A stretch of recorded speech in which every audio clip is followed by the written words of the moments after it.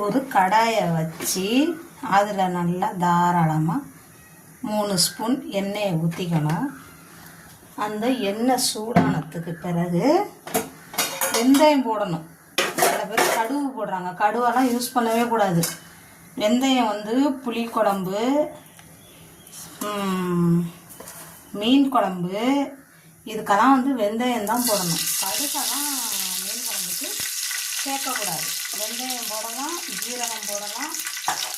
அதுக்கு பிறகு என்ன பண்ணுறோன்னா சின்ன வெங்காயம், அந்த வெந்தயம் வெடித்ததும் சின்ன வெங்காயம் போட்டு வதக்கிட்டு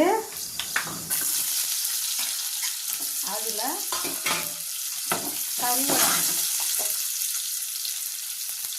கறிவடகம் போட்டுக்கணும். போட்டு நல்லா வதக்கிடுங்க.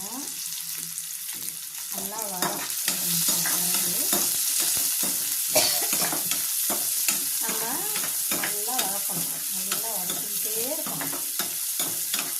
நல்லா வதக்கினது பிறகு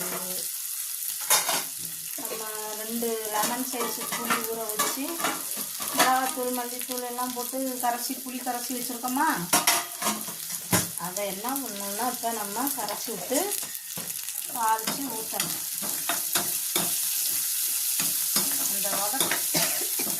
அந்த வதக்கிறதுல தான் மீன் குழம்பு டேஸ்ட் இருக்கும்.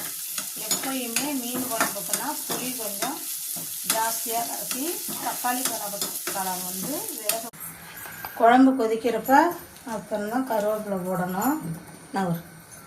அதுக்கு பிறகு எல்லாம் இருக்காது. அதுக்கப்புறம் என்ன பண்ணணும்னா மீன் போட்டு ஒரு 2 நிமிஷம் கழித்து மாங்காய் போடணும்.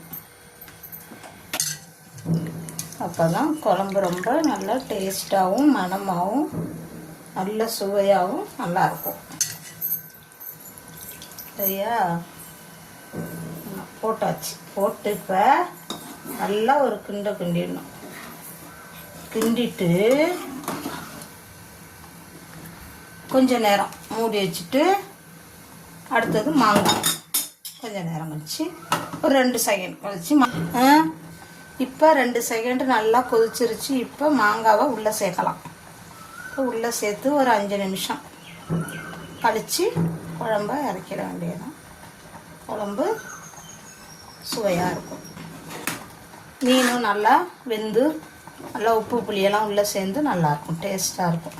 அவ்வளோதான், மீன் குழம்பு வீடியோ ஓகே.